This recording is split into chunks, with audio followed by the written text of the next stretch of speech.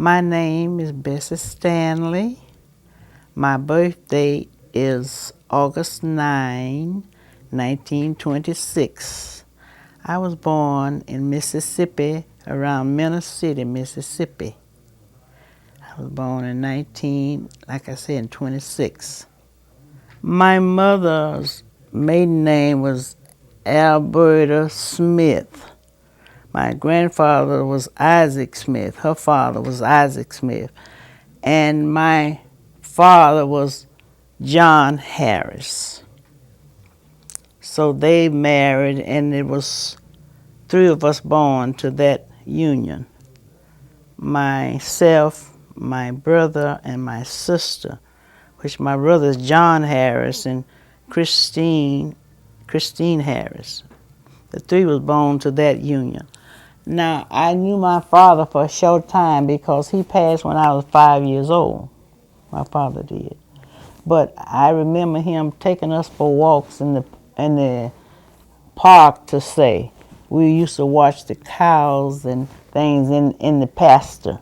He had my brother on his shoulder and lead me by the hand.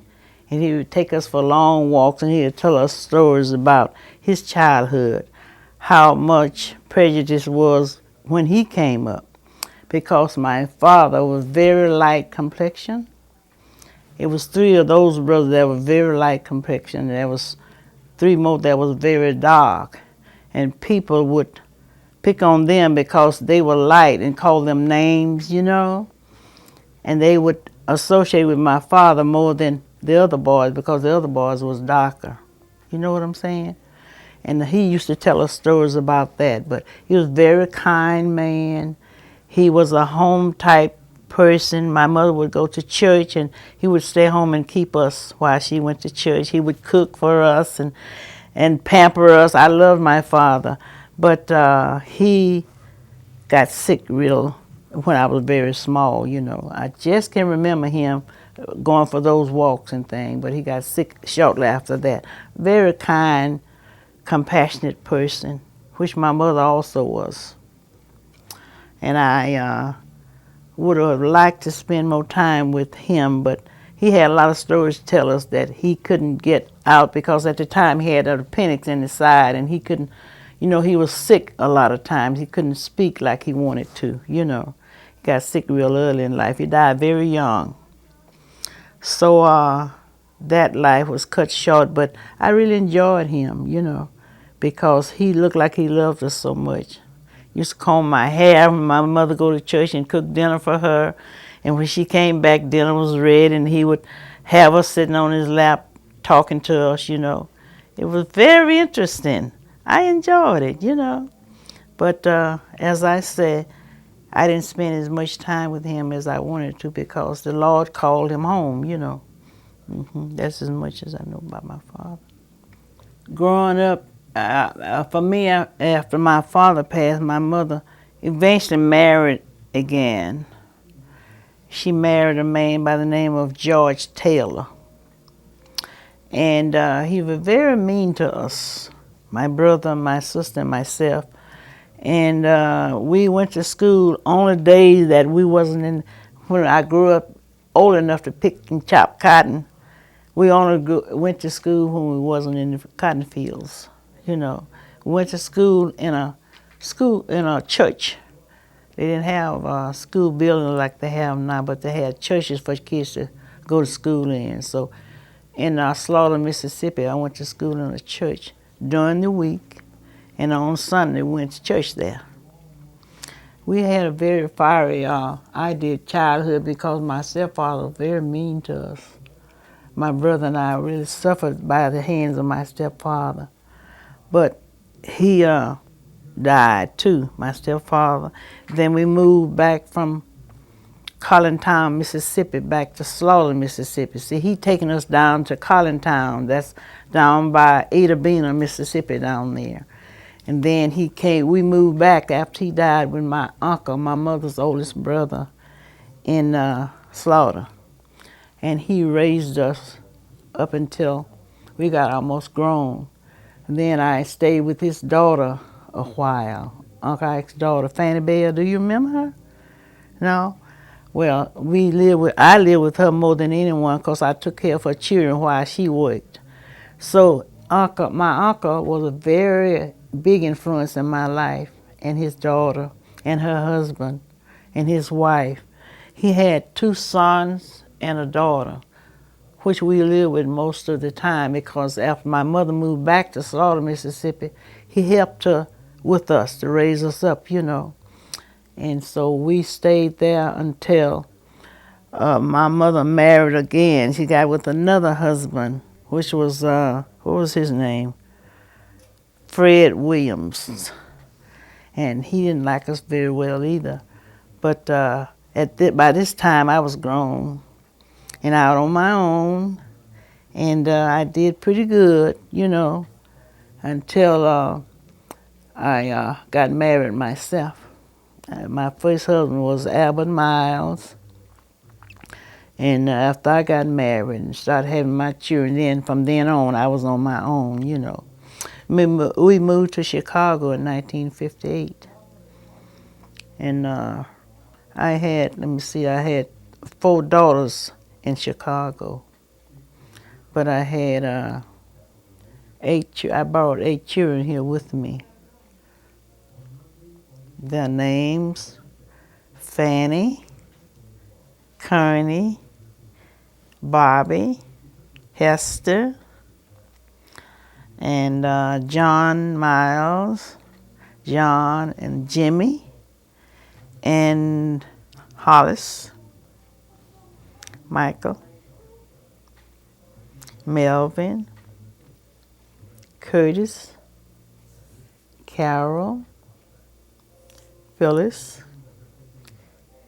Deborah, and Zarita. I have 12 children, 6 sons and 6 daughters, which 11 are still alive. I had one to die, so I still have the 11 children living.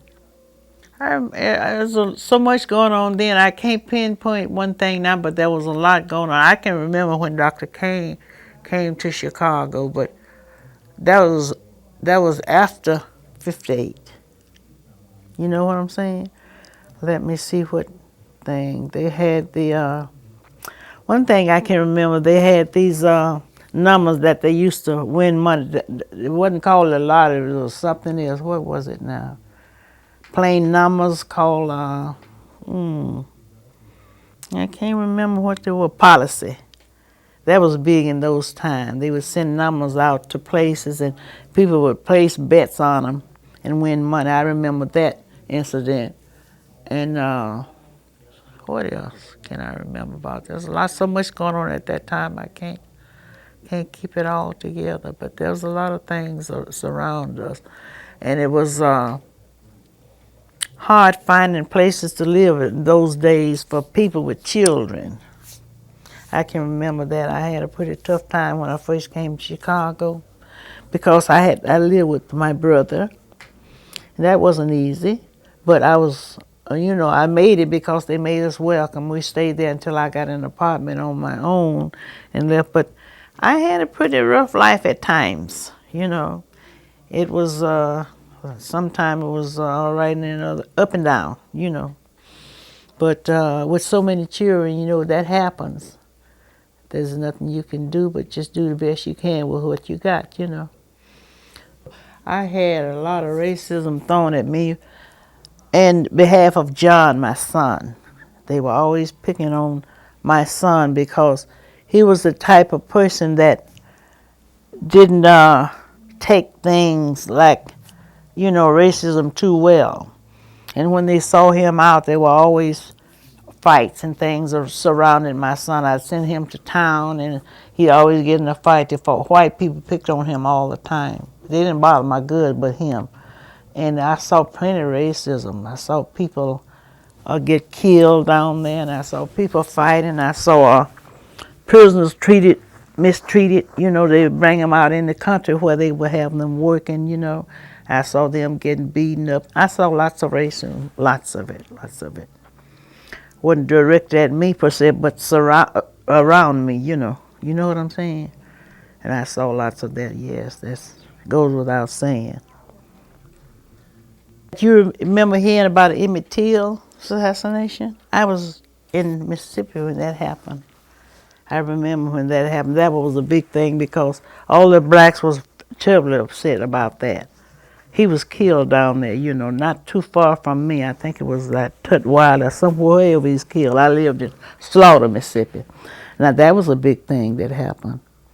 That was on everybody's mind, and we couldn't do anything about it because these were white people that did it. We couldn't do anything but just feel sorry for the family and talk about it, but that was a big thing down there. That was very sad, but again, that's racism, When you stand up for what you believe in, sometime it brings you down, especially among the white people. They are, I think, don't like for black people to speak out for themselves. And then when black people are educated, like yourself and others, they kind of are threatened by it. You know what I'm saying? They feel like if you're educated and get to know things like them, their jobs and their security is in jeopardy. And that's why we have so much racism. Now it's getting a little bit better. It's not all the way over, but it's better than it was when I came on. But they feel threatened when you're in the know. They always think that you should be down and they up here. And that's the way they want to keep you so you don't know anything. They know if you get educated, you can do anything. And they don't want you to equal them, But Dr. King, that was a sad moment in my life when he and also John F. Kennedy died. Because I thought that was an avenue that black people could kind of escape some of the downfalls and pits of life that we had gone through. Maybe this is an avenue that would open up for us, And that kind of made me kind of look back at a lot of things that had happened before, But, and when his brother got killed, that was another low step, from him to his brother. And I thought that was very sad because I thought they were for the black people, that they were on our side, And after they got killed, then things looked like they just changed and start. Like now they're trying to take us back to the 30s and 40s. You know what I'm saying? And I feel like that was terribly unjust, But things happen. The Lord has it all in hand. He knows when to move and what to do, and we still surviving. Regardless of all of that, we still are here. And some of us have done better than we ever done in our lives. It's not the best, but God has a way of bringing us through all of that to show and to protect us from things, The Lord is good because He keeps us all. He knows how much we can bear, And when I first came to Chicago, I moved in Woodlawn. I think it was 610 or something, Woodlawn with my brother. I lived with my brother. After that, I moved in an apartment on 64th and University near Wadsworth School, where my kids went to school. I stayed there a few years, about 4 or 5 years. Then I moved to Inglewood, 65th, and on 65th Street in Inglewood, on 65th and, what was it, like 6510, on, what was it, 435 West 65th Street in Inglewood. From Inglewood, I moved on 7210 Wentworth. After I left 7210 Wentworth, I moved here in 1969. Okay? And I've been here almost 30 years now. Those are the addresses I've had since I've been here. I always liked gospel singing. I always did like gospel singing, such as the Caravans, James Cleveland, and Shirley Caesar. All those are my type of singing. Those people I really like because I think they're spirit-filled people that really did something for the black people spiritually. So those are the kind of songs that I sing. And I like to hear singing. And I like church music. I like organ and piano music dearly. I like that. When you're around a good musician, I'm all right, you know. I love gospel, anything gospel, good preaching, good singing, I love that. So during those years, we had James Cleveland and the Hillary Robinson singers and all those old gospel singers. Those I was very fond of. Albertina Walker and they organized that singing group, and I followed them until they separated. Now they're going like each one went their separate ways, but when they were together, they drew large crowds and they were making appearances at most churches and theaters and all of that, you know. So I really idolized those kind of people. They were my kind of singers, you know. This Fanny is my oldest. As growing up, she was always a quiet, caring kind of person. She was always trying to be obedient. She was different from the rest of them, but she was always trying to make peace and trying to get the other kids to act right, you know.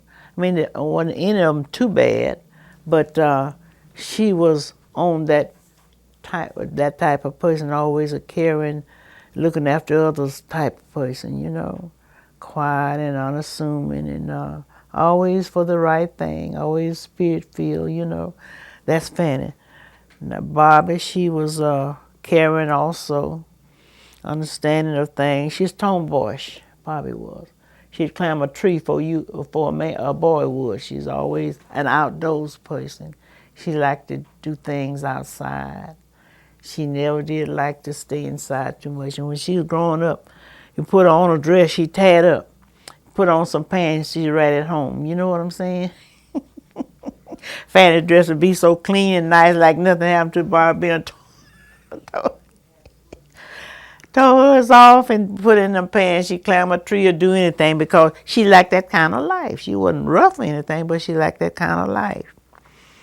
John was the only problem one I had. He always was trying to do things to amuse himself with different things. Like when he was small, he liked to throw at things and knock out things and hit cows and different things like that. He always liked to do things like little spiteful things, you know.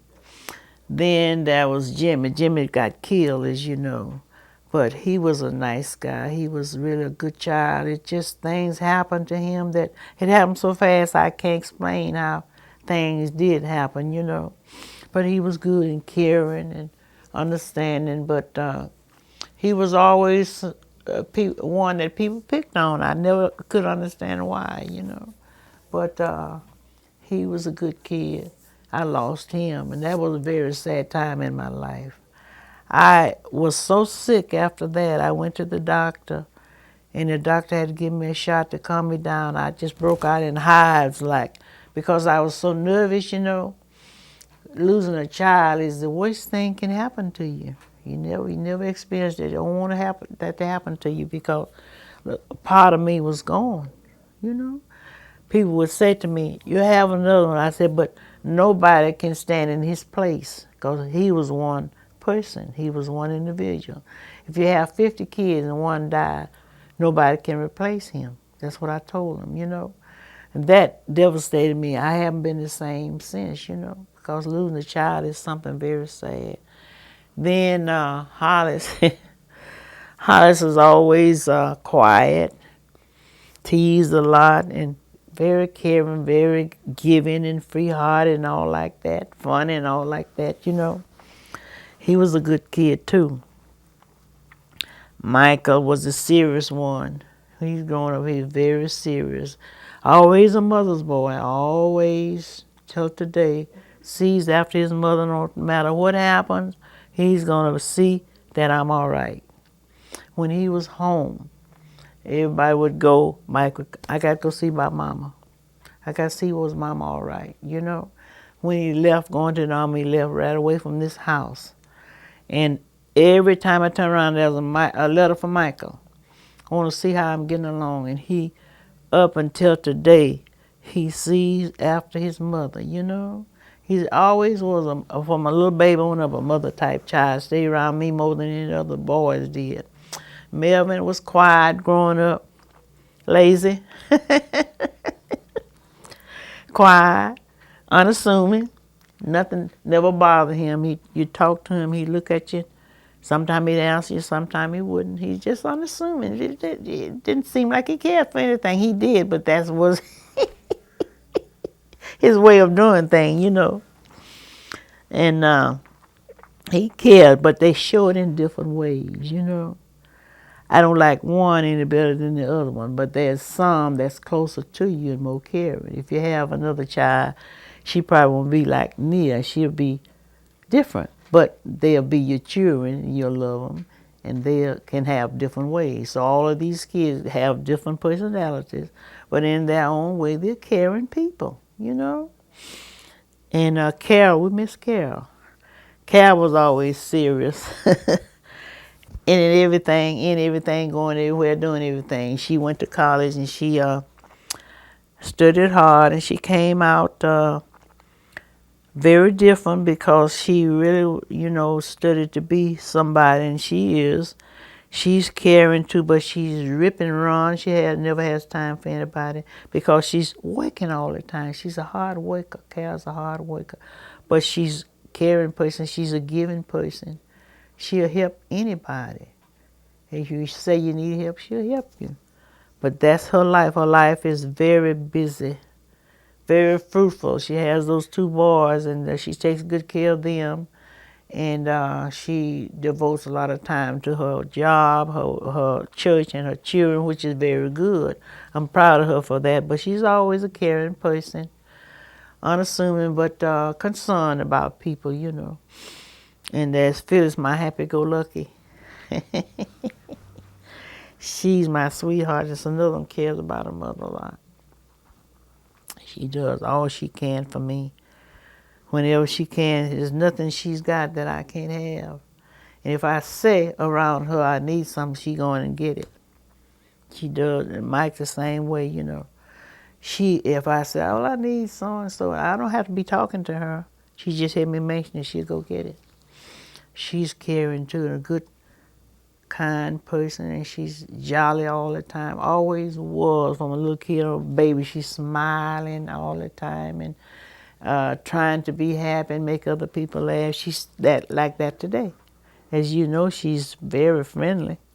She's good. Deborah, now that's one different. She's caring in her way of doing things, but she's my different child. She and Melvin is my different child.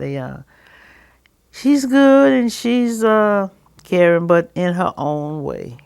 All I can tell you is in her own way. She does things in her own way. And Curtis, happy-go-lucky. He's nice and friendly and everything. He's caring. I don't see enough of him because he lives so far. But if he comes around me, he usually hand me some money or something, you know. And I don't judge anybody by what you give me or what you do for me. I just know how you are. I love people for people, not what they give me, not what you got. That doesn't matter to me. If you're a good person, if you don't have anything, you do the right thing, that's what's important, you know. So my kids are all of them leading pretty good lives. They got their jobs and their families, which makes me happy. And Rita, she's never been married. She's a happy-go-lucky too, full of fun, tease all the time, and very giving. Now she's in the church in the Lord. I'm happy about that, you know. But she's a very understanding person, and she's another one that helps me whenever she can. She's not married. She says she's not going to get married, but I don't believe her. Someday she'll probably get married. But I love them all. And I'm just blessed to be here at my age to see all my grandkids. They were here at Christmas time. And that's a big blessing. They were all here. We had a nice time. And we had a big dinner and everybody was happy. And that was a milestone because we turning into the new millennium, you know. And I thought that was great. I thought that was great because we all were alive and all together. to me, that was a special time. Special time. See, I would live to see my grandkids get grown, lots of them, you know. And that time was very special to me, you know. So I'm thankful for that. I'm just thankful that we all were together. We don't know what next Christmas will bring, but we know we were together then.